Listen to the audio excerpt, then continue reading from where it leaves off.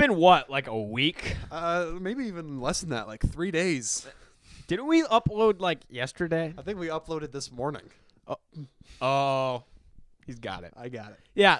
So guys, it's been a minute, but this was planned. Believe it or not, we didn't know how long we wanted a little break, but we knew we wanted a little break because after the 12 days, holy crap, that took us out, bro. That was we were doing like 4 episodes. Did we do 5 episodes? There was in one day we recorded 5 episodes in That's one day. Crazy. And we were both like mentally cooked. Yeah. No, I never again. It was a very needed break. Yeah. But I think we're both excited to get back into things. Very much so. We have an interesting season coming up for the Loud on Set era. Yeah. This is you're witnessing. What do you say? This is the second to last episode of this era Of this season of this of era. this season of this era of the podcast. This is a good thing, guys. Yeah. Big changes are coming. We can't exactly say what yet. We're excited. It's We're so excited. We're excited. We're just like if you're watching this, first of all, thank you so much for coming back even after our break. For the 3 of you that unsubscribed, no way. That's all I'll say to them. Yeah, just we don't like you.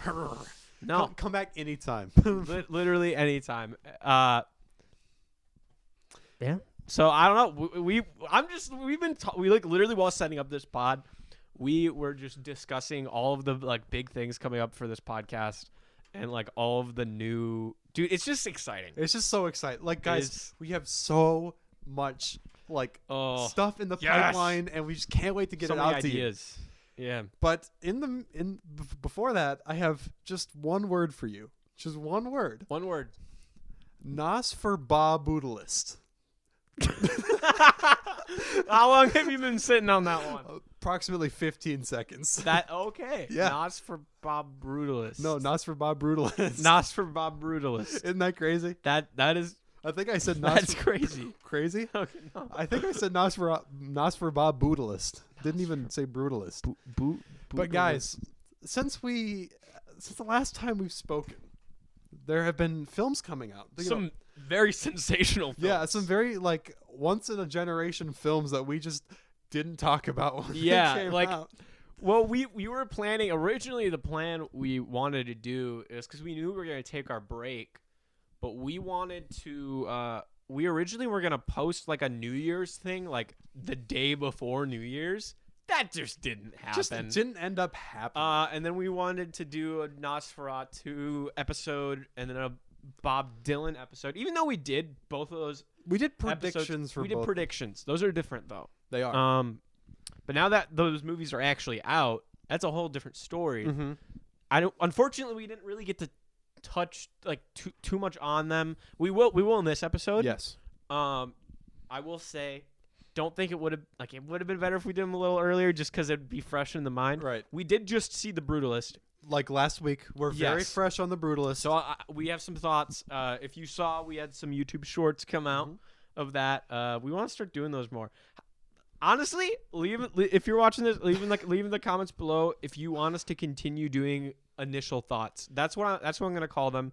That's just like right after we see the movie, right after we walk out of the theater, we just record initial reaction. Very like raw in the moment. Yes. Not nuanced takes. Exactly how we feel when we leave the building is what those videos are. And that's very different than how the film, like if you would have asked me like right after I saw like Saturday night, like right as I walked out of the theater, you're going to get a very different take from me than when we recorded the podcast. Exactly. That's just, even though it's only like maybe like at that point, it depends if we record the podcast the same day, but like an hour and a half difference, it makes a big, like especially in like big understanding deal. And letting that like resonate and like letting your brain process what you just saw. You gotta let it sit with you for a minute. Exactly. Yeah.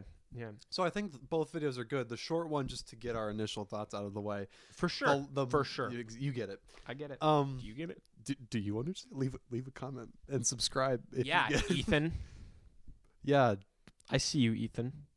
Ethan. No. Is this a reference to those memes, bro? It is. I don't even know. There could be an Ethan watching, and I just scared him. He was like, "Oh my gosh." They know. Those who know. Those who know skull emoji. Dude, speaking of viewers, peak demographic on TikTok, dude. Yes. This dude followed. I'm not gonna like. Don't dox his username or anything. It had Laszlo in the name. That's what I'll say. The character from the Brutalist. And then his profile picture was it the Saturday Night guy? Yeah. Lorne Michaels. And but from the movie. Right. It was just really funny. That's our demographic. Like he's like, you guys. If we knew him in real life, he'd be like our best friend. Oh, for sure. He'd be the third. He'd be right. He'd be like a third host or something. So what are you, some kind of third host? Okay, I'm done. All right. Well, how do we want to really jump into this? Okay. I've been itching to talk about Nosferatu on this pod. Dude, you know. I know. I've been on this train. Okay. We watched all of these movies we watched together. Let's That's true. Let's preface that. And I think we watched them all with friends, which was weird. That's true. That's not like a normal occurrence. It's not a normal occurrence. We which in terms of like processing a movie and being able to like give an honest review on it, I am a firm believer in that the people you go with can affect the way you view a movie. They influence your vibe of the movie. Yes. Luckily, all of these experiences were really good. They were great. And we have good friends that were going with us. Mm-hmm. So like that makes all the world difference. Like for example, I remember I saw what was it? It was like Wakanda Forever. Mm-hmm. And I think I rated that on Letterboxd. Don't look at my Letterboxd. It's not in the best shape. I've been trying to adjust it. My Letterboxd is worked out daily. I went through because I rated like back when I like barely knew anything about movies. I rated a bunch of Marvel movies, and I'm like, oh my gosh, these are so good, 4 stars. And then I went back and just properly rated all of them all down. Oh yeah, and I rated Wakanda Forever a 2-star, and my reasoning was a 2-star is it would have been a 1-star. But the people I went made the difference. That's crazy, honestly. Yeah, it was not a great movie. I didn't see it. I gave up on Marvel straight up after what's it? Not Far From Home. What's the one with the 3? No Way Home. Yeah. I saw that. It was just fan service. It's fan service. Like it was definitely cool seeing them on screen together, but it like just doesn't make sense. Everyone knew beforehand. Yeah. And like the surprise wasn't there, and it was like if everyone knows. Well, and this is not Those the Spider-Man. Those who know skull emoji. Those who know. Anyway, this is not the Spider-Man pod. This is the Nosferatu Brutalist pod. All right. Well, honestly, I know you've been dying to talk about I've been Nosferatu. dying to talk about Nosferatu. Bound on it Crazy style. Okay, you're getting like giggles out of me, bro. It's crazy. Okay. I have been as I described it to you before we saw it. Yeah. This movie was like my Super Bowl. Like, this is everything. Like, my favorite horror movie director working. Well, I don't even categorize him as a horror movie director. Robert Eggers just makes these like folktale movies. Yeah, and they're very like historically accurate in like a weirdly attentive way. Mm-hmm. And I couldn't wait for that to be paired with my favorite silent movie of the 2 I've seen, Nosferatu. Yeah, I didn't like the original. I mean, the mix was weird. Yeah, the mix was weird in the original. I couldn't hear anything. Have you seen the photo where the guy has his TV volume to like 100%? He's like, I can't hear anything. It's so dumb. But, dude, I was totally captivated by this movie. And as I understand it, you were not as captive. No, I know you liked it, but like, okay. I think I might have gotten carried away with it to a degree that you were not. Yeah. So no, let me just preface this. I really enjoyed this movie. Yeah. I just don't think I enjoyed it as much as you did, but I think that's because you went in with prior knowledge. That's and right. like a love for the character already. Uh-huh. And I went in with knowing who was flickering the light. That was my knowledge. Right. So I would say I have going in is the average knowledge of like the average viewer. Right, just like you were kind of the everyman walking into that movie, and I was like the film nerd glasses, walking in and knowing what was gonna. Like it was a bit of a bummer because like I knew the plot. Yeah. Like going into it, which is like it's cool. I get to appreciate, and I think what like knowing the plot already really helped me step back from the plot and just appreciate everything else that was going on. I was definitely captivated by the just the plot as a whole, especially not knowing anything, like all the twists and turns. Yeah. Are we doing spoilers? Light spoilers. It's out digitally right now. That's true. You go rent this for like $4 and then come back. And that's true. Yeah, that's true. I really really enjoyed this movie. I know you're not gonna agree with this. Wait, so this technically came out in 2024. It's technically a 2024 movie, correct? I don't think it was my favorite movie I saw in 2024. Definitely top 3. Top 2, and I'm debating on which is number 1, but we will get into that in the next episode, the 2024 wrap up. I would say in terms of like technical achievement, storytelling, like acting, cinematography, directing, writing, all this stuff, it's like it would be my top of the year. There's just another movie that has just such fun energy that I can't quite, Well, I'm just getting back to Nosferatu really quick. I really really appreciate. Also, this is like literally so bad that I low key forgot the characters' names. No, they're like super British, like 1800s names. Yeah. Thomas Hutter is the only one I remember. That's like the main. That's the main dude that like travels. Dude, Thomas's like reaction, like being genuinely scarred. Whoever, I don't know the name of the actor, but Nicholas Hoult. Yeah, he portrayed that like being genuinely terrified. Yes. And like actually scarred. Terror. Yes. Any scene with him and Nosferatu in the castle, that was my movie of the year. Can we just take all those scenes and make those a short film? And can that be my movie of the year, dude? What? I remember when Nosferatu when Gorlock the Destroyer. So when Orlok sits up out of the casket, crazy shot. First thing, bro looks. No, don't out me. That's I'm not, dude. I'm just saying, if you saw the movie, you saw the same thing we saw, and Jonah would not stop talking about it. What do you mean? I would stop the whole night? He's like, bro, I can't stop thinking about it, bro. That's all, dude. It's all on my mind, and I'm like, dude's just like, he's got a rager, and I'm not supposed to just get past that. It was like normal. I don't remember that though. Maybe I was just so carried away by the scene that my memory is just like fogged. I guess I'm not really. I don't remember that well. That is far and away my favorite scene of the year. That was a crazy, like, peener aside, that was a crazy shot. Then the peener snipper guy. the peener snipper guy. Boom. The bell sound. No, like that aside, like just that shot in general is genuinely terrifying. I have rewatched that clip on YouTube, and they actually have to censor it with like little emojis because of the you know what. No, but like his torso actually like expanding as he stands up is crazy. It's like what's an accordion? It's like he's like stretching out as he stands, and it's crazy. He's like, I think. Okay, what's so funny? I was gonna never mind. That's not the only thing that's stretched out like an accordion. No, that's not what I was gonna say. Never mind. All right. Anyway, I have studied how that scene, because I've rewatched it a few times, and I think Robert Eggers is doing something really interesting, and because there's that shot where Thomas Hutter has like the pickaxe or whatever it is, the Minecraft tool. Yes, and he's gonna swing it down, and Orlok Nosferatu just like wakes up.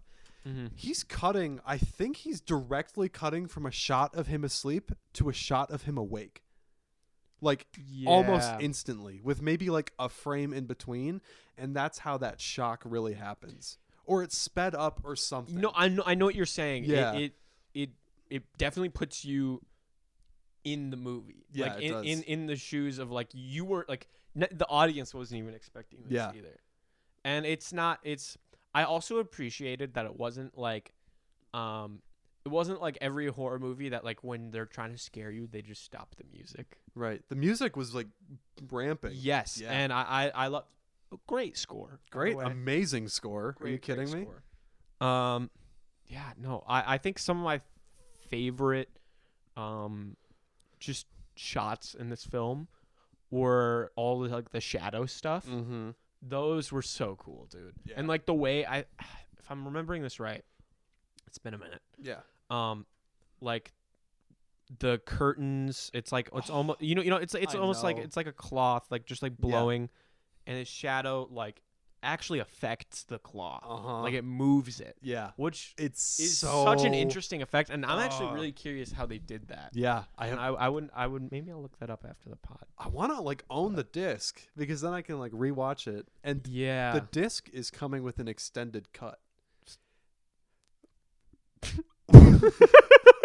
Yeah, yes, an extended. Is he cut? No. Whoa! You would probably know. What? Cut that. Okay, bro. Okay, I'm sorry, dude. Let me just say this real quick. When we saw The Brutalist, oh no, you can't be. Okay. I am 50% ethnically Jewish, not religiously Jewish. Every time there was a Jewish mass in The Brutalist, which was several times, Jonah's like, you know that one gif of Leonardo DiCaprio was like, that was you, bro. That was you.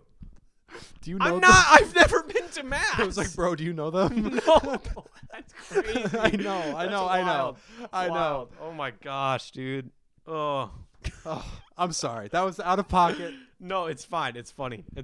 I will say, this extended cut. It'd be worse if I was religiously Jewish. It would be worse. I would actually be like a real villain if you were religiously Jewish and I was saying this. But like you're ethnically. You're also not like making fun. You're you're making fun of me. Like you as a person. Yes.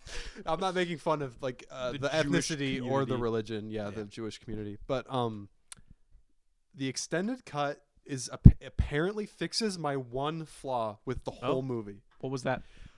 Do you remember the scene where they like bring out the girl on the horse like the village does? Yes. And she's like some sort of sacrifice, but then he wakes up. There's apparently a scene that was cut of Nosferatu like or Orlok like explaining to Hutter like what that was or like shedding some context on it, and they just cut it for pacing. But like just to know a little bit more about like what that was, because it just kind of really like if you're gonna cut the context scene, why not cut that scene entirely? Yeah. Huh. I don't know. I'm very glad that they could have made a lot more, like they could have made a much bigger deal about him actually going to meet like Nosferatu. Mm-hmm. Like for example, like I was hoping it wasn't going to be like a Green Knight situation where, well, first of all, I really enjoyed that movie, but I didn't want this movie to just be like about the adventure of getting there. You wanted like some actual interaction. Yeah. At the, and I'm glad it was that way too. Yeah, I mean, there definitely was a little bit of I feel that, like he got to the castle after I was waiting a bit. It felt like it was a while, but I'd say he gets there after like 45 minutes, and it's like a 2-hour movie. Mm-hmm. So it's like it's not too bad. Yeah, no. Man, do we want to rate it? I'm comfortable rating it. I'm trying to think of what my Letterboxd rating was. I remember what your I remember because I was offended by it, but it's okay. Wait, do I even remember? All right, you go first. Well, I'm on the pod. I'm allowed to rate things differently than I am on Letterboxd because Letterboxd works. Oh no, I changed my rating, by the way. Okay, Letterboxd works on the scale of, well, it's like technically 10, but they condense it down to 5, so it moves in halves. I like to do just random digits on the pod. I'm feeling for Nosferatu like an 8.5. On Letterboxd, I gave it a 9 because I felt an 8 would be too like I gave it a 4.5 instead of a 4 because I felt like that shows my appreciation for it more than the 4 does. So I'm in a similar boat with you. You were offended by my initial rating. My initial rating was a 3.5 out of 5. But you have to remember, I know it's the same scale, but just the way people view the 10 scale is different. It is. Regardless. It is. I try to view them the same, and I just know that's not true. You can't do it. Inherently, it feels different. So, like, that 3.5 to me was more me saying this was a 7 out of 10 movie. But then I ended up bumping, like, after, like, it resonated with me. I let it sit a little bit more. I think I bumped it up. I think it was like a 4. I think I bumped it to a 4. Can you do 0.1 or no? What do you mean? Can you only do halves? You can do halves. Letterboxd. Okay. Yeah, no, it was a 4 point. Yeah, it was a 4.0. 4.0. 4.0. Like my high school GPA. I didn't. Okay, I was about to be like, actually? I rocked the 3.55 all of high school. I remember that digit, like, because it never moved. Dude, my GPA now is leagues better than it was in high school. College makes way more sense. Guys, if you're in high school and you're watching this, honestly, don't be discouraged by high school. College is way smoother. It makes more sense. College is way smoother. I don't know why I did that. It makes way more sense. Yes, it does. In my brain. Like, you don't have a class every single day, so you have time to work on those other classes. And if you really enjoy high school and you do super well, and voice crack, and you have a 4.0 in high school, you're screwed. Sucks for you. Yeah. Things are about to change. No, I'm kidding. You're gonna die. You're gonna die. Things are gonna be really hard. Your life will never be. You peaked. Nonsense. That's me. Okay. I'm sure you have a bright future ahead of you. Is there anything else you want to talk about with Nosferatu? First of all, guys, go watch this film. Amazing. Unless you're like aversive to gore. If you have any problem whatsoever with, I didn't feel like it was super gory. I guess the parts that were. Yeah, that's true. Remember when Nosferatu like chomps the children and he gets like blood on his stash? Yeah, I do remember that. Do you remember when he's like in the castle, like sucking that guy's blood, and he's like all hunched over? Yes, that was a crazy shot. That was a crazy shot. No, man. Okay, yeah. Unless you're a little squeamish, let me mention we saw this movie. Allie was there, right? Yeah. We saw it with friend of the pod, Allie. Friend of the pod. And she normally doesn't, from her words, she's not a gore fan. She's not a fan of gore per se. But I think she handled that well. She really did. So there is something to be said there. There were scenes. If you are not a gore person, you could still make it through this movie. Because where was she sitting? She was sitting like to my right, and there were scenes where I would like look over and I could see her like tensing up. Yeah, and like just also this movie has the first scene I've ever covered my eyes for. What scene? It was the coffin scene. Like when he's about to do the pick, because you were waiting. I knew something was going to happen, and I just didn't know what was going to. So I literally watched between my fingers like a coward. What movie did I think I did that for a movie? What movie? It was something recent. Did we see it together? I mean, I don't think I've seen a movie without you recently. I have. I'm sorry. I know you did. You did. I know. Presence is phenomenal. I'm trying to think. Yeah, I don't know. Anyways, excellent film. Go watch it. Highly recommend. We'd say cumulative like an 8. An 8. 8 an 8 out of 10. Yeah. So yeah. Do we want to get into Bob Dylan? Bob Dylan movie. We're getting into the Bob of the Nos for Bob Brutalist. Nos for Bob Brutalist. So now it's just No, it's Bob. Bob Brutalist. Bob Brutalist. Bob We've Brutalist. gotten rid of the Nos for. Okay. All right. Hit the Nos. Initial thoughts right out the gate. That was crazy echo. Yeah, there was some mad reverberance. I doubt that was picked up on here. Yeah, I know. But this room is very echoey. Okay, here's the thing. I'm really downing on it since I've seen it. Really? In the moment, it felt very quick and it was very entertaining. But the more I step back from it, I'm like, yeah, that really was kind of just your average biopic. You know what I mean? Yeah. I have a different take. Please. I'm not saying it's definitely not a bad movie. I am glad that it is not it. I want to see if you agree with this. Okay. I'm glad that it wasn't just a Bob Dylan glazing movie. Yeah, they kind of made him out to be like a villain. It was Yeah, a little... I'm glad that they showed like the good and the bad. Bob Dylan really saw like the final cut of this before it came out, and he was like, "Yeah." He's like, "Yeah, that's accurate." Yeah, that's fine. No, I really enjoyed this movie. See, it's a tough one. I think this is. Oh, do I want to say that? I think it's. Say it. I think this is the best biopic I've seen. Yeah, that's fine.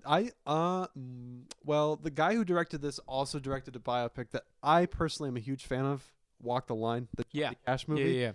And like, I think that movie hits similar beats to this one, but it does it in what feels like a more mature and less fun way, and that really makes you like understand Johnny Cash instead of like, oh, this is a party time movie. You know what I mean? Well, I also feel like it wasn't like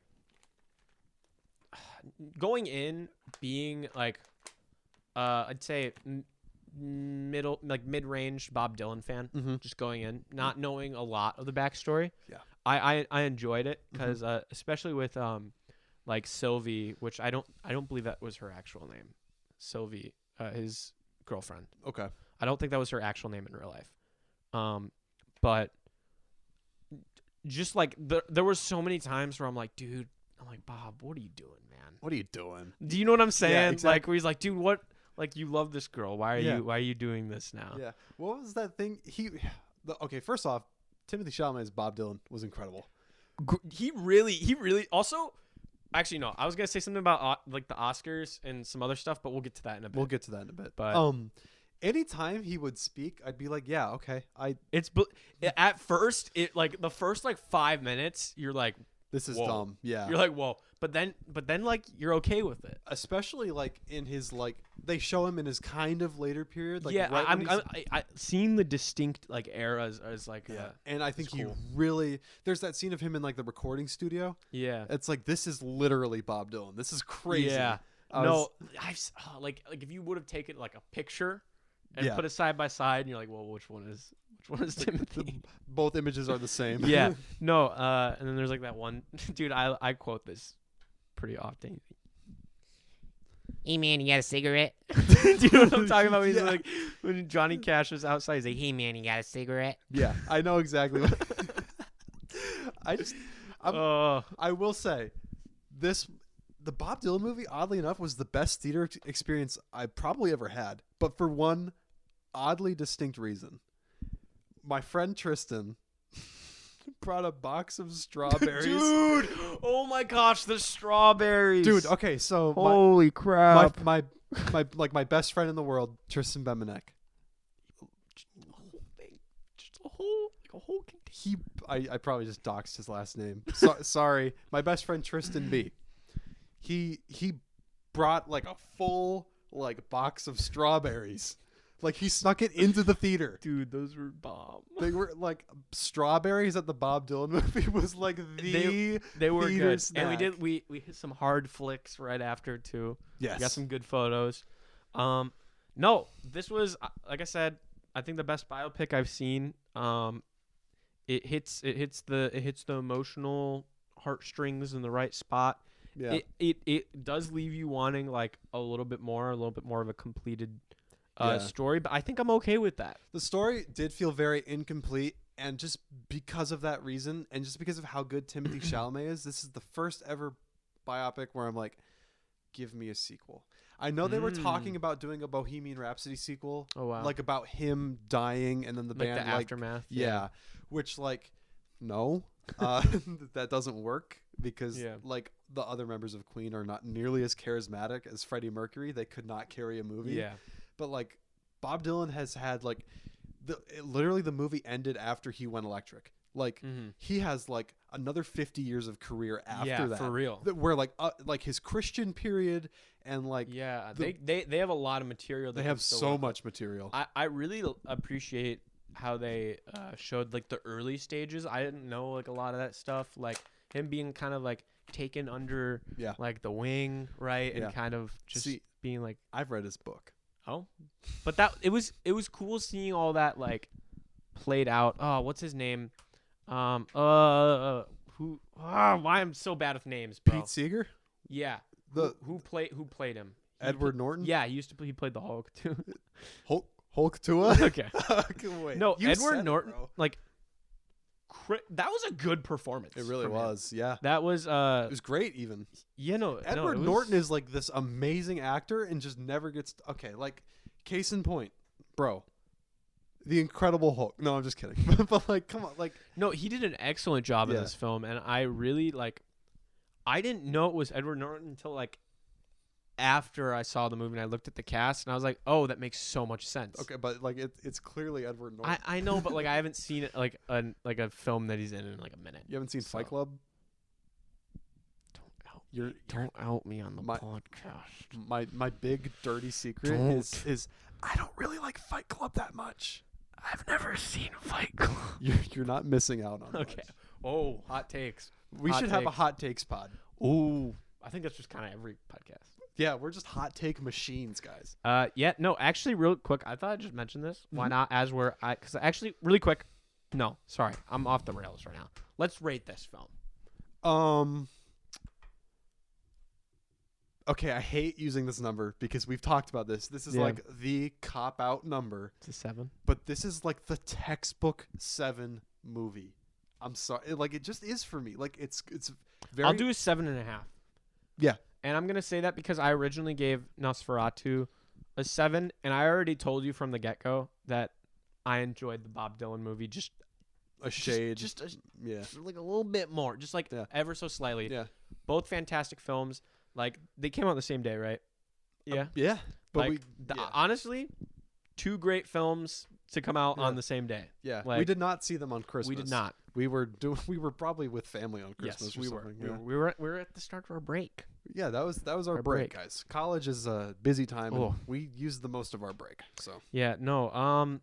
Real quick, let me just say, if you're one of the I'm not gonna say lucky. If you're one of the unlucky few that have seen episode 0 of this podcast, I am just gonna say this. I know we don't want to talk about it too much, but in the near future, we plan on redoing that episode. Updated lists, updated camera work. Yeah, like, it's just gonna be better. And let's just say there may or may not be a surprise addition to our roster.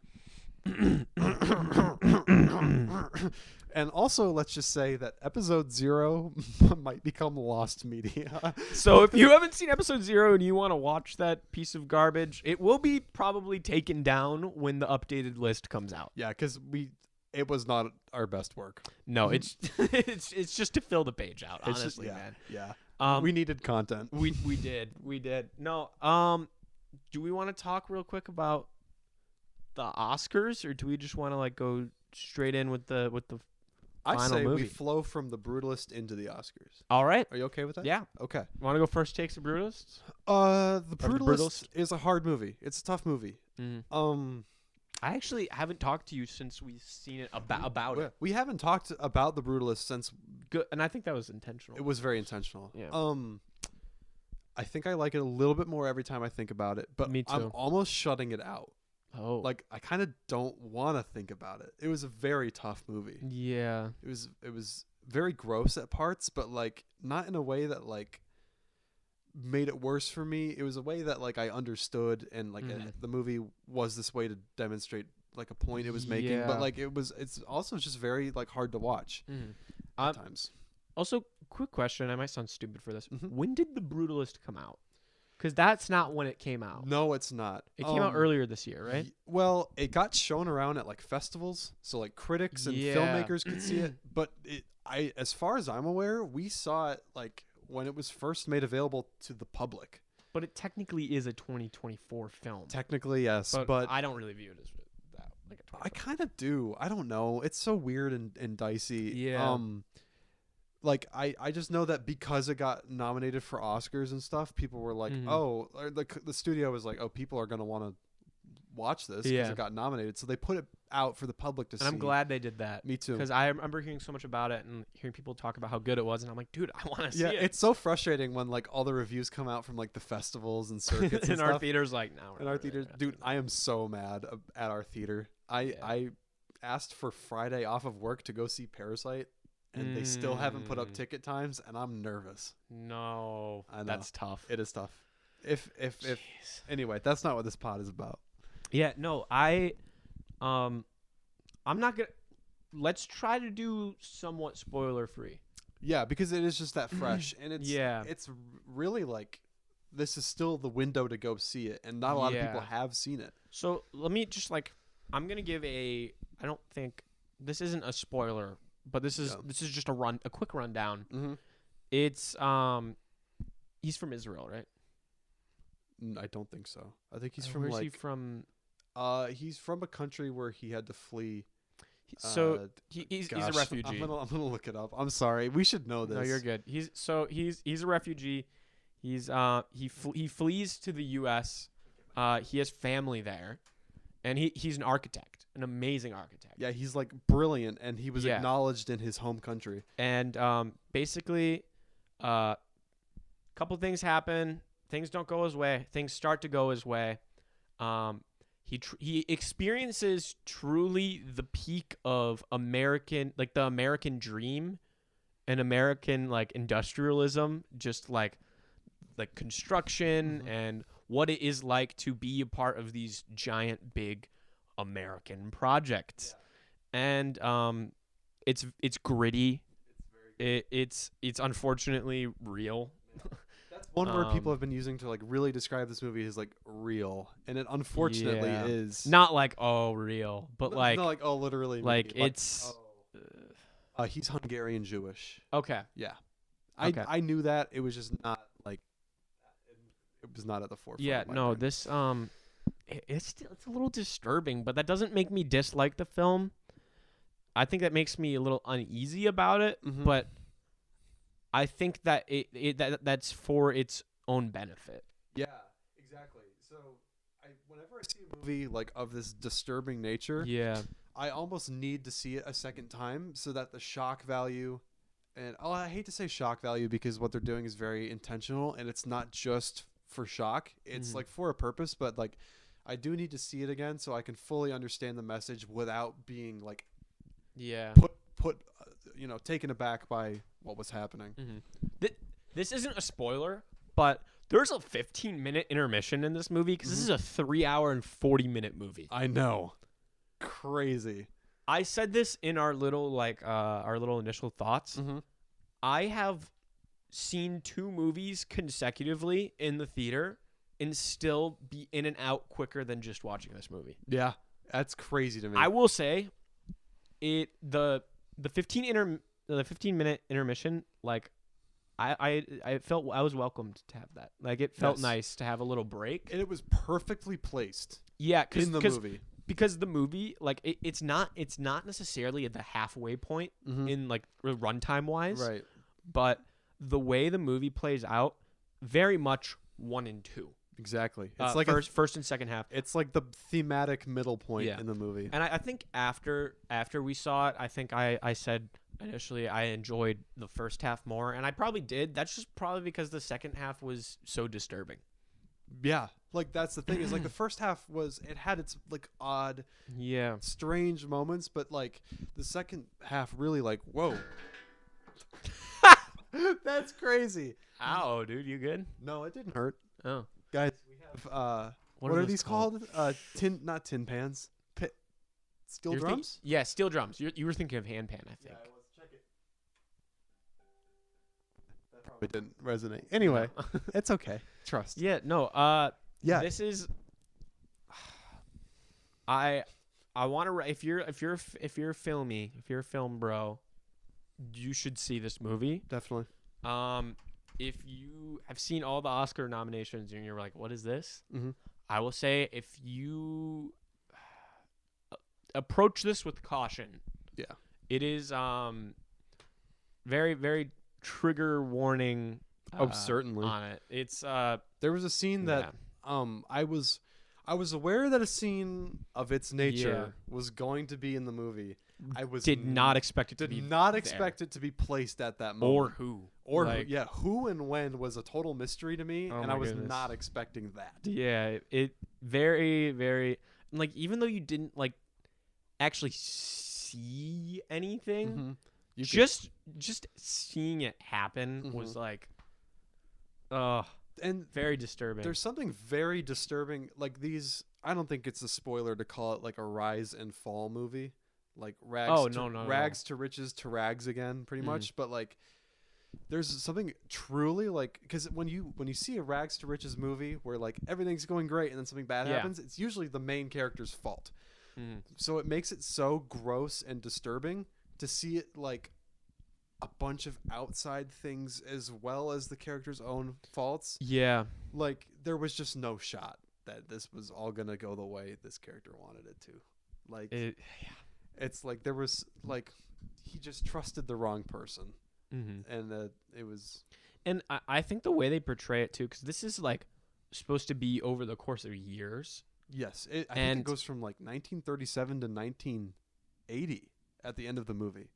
Yeah, but that's there's a big jump. Yeah, I think it's like 37 to 60 and then 60 to 80 in the epilogue. I will say, like, they do a very good job at like making you like enjoy these characters and like almost make them feel welcomed, where you have like you definitely have an emotional attachment to these characters. So in the second half, seeing them like do these like twisted things like really disappoints you. Yeah. And you're just kind of sitting there like, oh, dude. And the thing is, like, I almost couldn't get a reading on these characters as we were watching it. Yeah. But now that the full picture is painted, and if I went back and watched it again, I would almost certainly see that these characters like have these like intentions from the very start. Yeah. Oh man, dude, I don't even know, because I haven't rated this yet. I have. What did you rate this? I gave it, just on first impressions, I gave it an 8. Okay. But the conversation, I'm ready to bump it up. Okay. But, like, I think I would need a rewatch, but like just based on memory and like how I felt about it since, I'm feeling like an 8.5 again. Yeah. Ish. I take when I do my ratings, and this is no big surprise, the cinematography is a huge thing for me. Yeah. Beautiful cinematography. Oh, gorgeous. This was, especially with like the way they showed the architecture too in this film, the cinematography complemented it so well. I haven't given this movie a rating. I'm not to just be like, yep, I agree with Jonah. Yeah. I honestly think I'd be right around there as well. Yeah. Definitely deserved all of the nominations it's been given. 100%. And the Oscars are March. Yeah. I think like March 9th or something like that. Something like that. We'll do a pod for it. Maybe we'll get all dressed up. Yeah. Be like little suits. I would love that. We should do that. We should do that. Yeah, we should do that. We should do that. No, I guess I'd probably give it like a 9 as well. Yeah. But just talking about the like kind of exiting the Brutalist conversation, talking about the Oscars real quick. Oscars. Dude, should I look at the list of nominees? Should I pull it up? You can. I know a good amount. Dude, Timothée Chalamet has been doing a generational Oscars campaign for the Bob Dylan movie. Explain. Bro, like I'm okay. I don't really follow the Oscars, so please. First of all, great performance. Yes. Every red carpet and just event he's shown up to, as of recently, there is something Bob Dylan related. There's something to talk about Timothée Chalamet. His SNL performance was truly a love letter to. First of all, he's a funny dude. Not to like glaze, but the skits were funny. But I'm more talking about his musical performance on SNL. He performed songs that like. If you've just like listened and you know like the 3 most popular Bob Dylan songs, you're not gonna know the songs he performed. There was one, I think one of them I didn't even know he performed. Yeah, he played deep cuts. He like played his personal favorites, and that honestly, was cool. I respect that so much. That's what I mean when I say he has a generational campaign. Because like this movie's been out and he's still campaigning for this. I know. And I think that's because what was it, the Golden Globes? The Golden Globes already happened, right? Yep. And he didn't win anything, did he? I don't, dude. So that's probably why he's been campaigning so hard for the Oscars. Can we watch the Oscars at your place this year? I'm down. Okay. Yeah, do a little watch party. Yeah, I'd love to, because I'd love to actually like get Jake. Get Jake. Get Jake. Potential third. All right, you want to read these nominations? Well, first, before we do Best Picture, I want to read off the nominees for cinematography because I think this has been an exceptional year. There's one movie. For sure. I've seen 3 of these. I've heard of one of them, and I've legitimately never heard of one of these. Okay, listen to this. The Brutalist. Yes. Absolutely. Mm-hmm, Dune Part 2. Oh, Are you kidding dude, me? I just like sometimes forget that was 2024. Yeah, because it came out so early in the year. Amelia Jeez. Perez. Yeah, I've seen a lot about this movie. I haven't seen this movie. I've friends that have seen this movie, and they have some very strong opinions about this movie. Your friends do? Yeah, I'm gonna leave it open. I'm not gonna comment. It's not my I'm not gonna comment. Yeah. I will say, like, any notion of politics aside, it looks a little goofy. And it does. And even if you do include the politics, I have some friends that have more of more of a personal connection to what this movie is trying to stand for. Like an aligned stand. Yes. And they were not fans. They were not fans. So that I'll leave that there. Yeah. I that's kind of the idea I got across the board. Yeah. This movie I've never heard of called Maria. Nope. No idea. Maybe we should watch it. And Nosferatu. Okay. Absolutely. I saw, maybe it was the Golden Globes. It may have been I remember seeing Saturday Night nominated for one category. I don't know if that was Oscars or Golden Globes. It may have been Golden Globes. I'll keep a lookout. But honestly, like, well, I mean, we'll talk about it more. We'll talk about all these movies in our 2024 Wrapped. But one thing that, like, just I love so much about Saturday Night, and I'm a Saturday Night glazer. I am too. I'll go down with that title. They shot it on film and in chronological order, and for under $10 million. Are you kidding me? Phenomenal. But you know how deliberate you have to be to film a 3-hour and 30-minute movie with film for under $10 million? Dude, my mom watched it the other night. The Brutalist? No. I'm talking about Saturday Night. They shot that on film? Yeah. Oh, dude, I'm sorry. I thought we were talking about The Brutalist. No, I'm talking about Saturday Night. I'm geeking, but yes. Anyway, my mom watched it, and she, after it was over, I'm like, "Did you like it?" She's like, "Yeah, no, I liked it. It was just, there's just so much going on." I'm like, "That's the point." Yes, yeah. yes. That's exactly. You get it. You get it. It really puts you in that space. No, do you want to read? Sorry, read these nominations. Best Picture. I've seen about half of these. Okay. It's probably going to be like the same 5 films. Yeah, it's the same 5 films and then like a few more added in. Okay. And a few of these I'd like to watch with you because I think we could do some episodes or something before we could rank the Oscar noms before, you know? Yeah, the Amelia Perez pod is not coming out. It's not coming out. I'm sorry. We're not the target demographic. Not the target demographic. No. Anora. I've heard it's brilliant. Heard about it too. I've never seen it. The Brutalist. A Complete Unknown. Conclave. Okay. Dune Part 2. Yes. Amelia Perez. I'm Still Here. I don't know exactly what that is, but I was thinking Better Man for a second. Dude, that movie looks so bad. It got horrible for the next ratings. 2 hours. For the next 2 hours. Dude, and then he plays that awful song, bro. Rock DJ. Dude, there is no song that man has made where he needs to be yelling that much. Dude, it reminds me of the Dave Matthews meme where he's like geeking, and it's like he's got no songs where he needs to be doing all that. Wait. You know what his music sounds like? Have you seen that guy? It's like, you want a Teenage Ninja Turtle, but which one of them could turn you into Squirtle? Dude, that's literally him.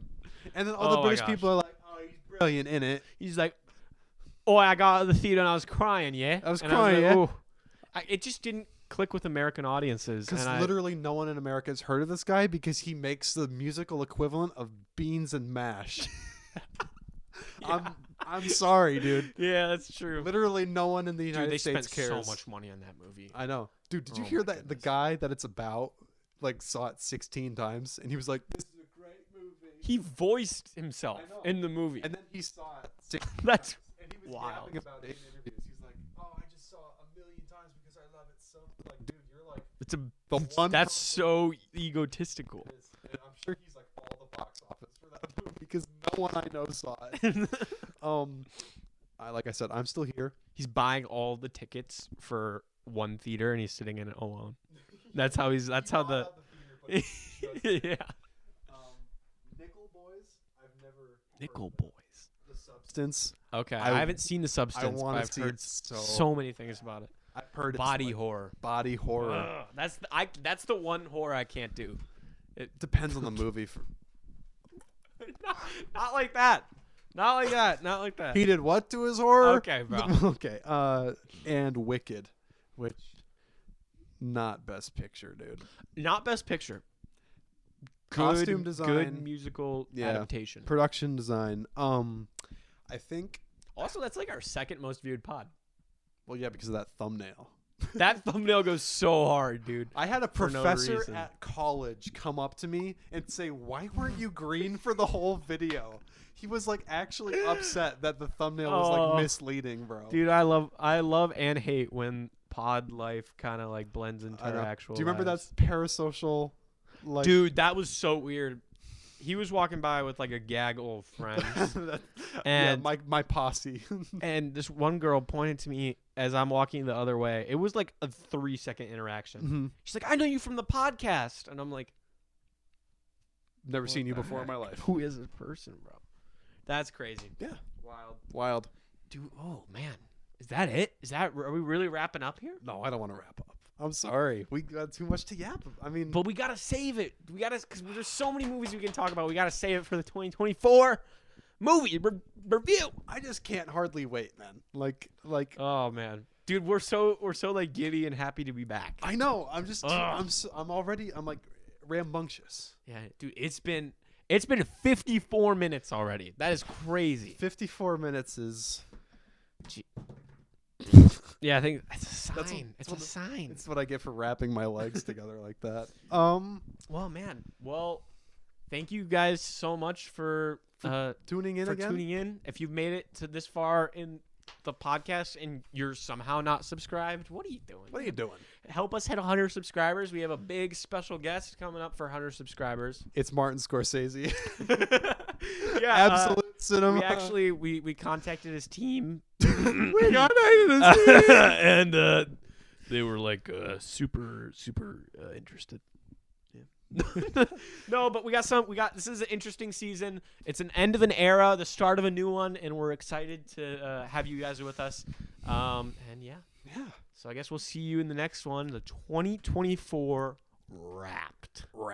Guys, it's like Spotify Wrapped, but like loud on set Wrapped. And you can consider this loud on set Wrapped. Oh, that was terrible.